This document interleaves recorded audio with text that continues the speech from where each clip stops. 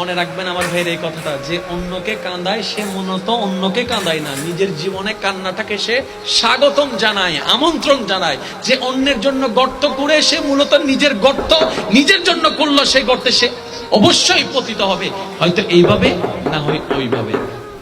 যে অন্যের ভালো চায় মূলত সে নিজের ভালো চায়। বলেন সুবহানাল্লাহ।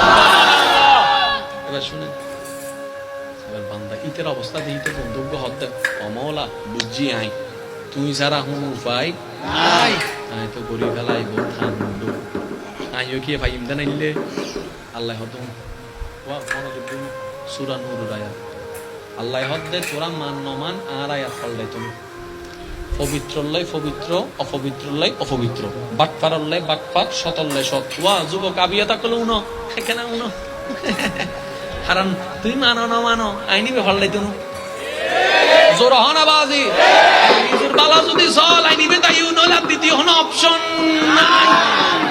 ঠিক আছে না? কারণ আল্লাহর আইন কখনো পাল্টাবে না। এবার শুনেন বন্ধু হদ্দ আল্লাহ কেন গেছেন আল্লাহ হদ্দুম জিয়ান গরি গেলে শুনেন না তওবা কর। যদি তুমি ভুল বুঝতে পারো আমি মাফ করতে প্রস্তুত। একটা শর্ত আছে, তুমি এই ভুল নতুন করে করতে পারবা না, তুমি তোমার জীবনকে আমার উপর ছেড়ে দিতে হবে। তুমি যদি সেটা করো তাহলে আমি তোমার জন্য যেটা রেখেছিলাম সেটাকে ক্যান্সেল করে তোমার জন্য উপযুক্ত একজনকে আমি ফিটিং করে দিব, যেটা তোমার মতো পবিত্র থাকবে পবিত্র থাকবে পবিত্র থাকবে। এবার অঙ্ক বুঝেন নাই তো, কোরআনের আয়াত বুঝেছেন কিন্তু অঙ্কটা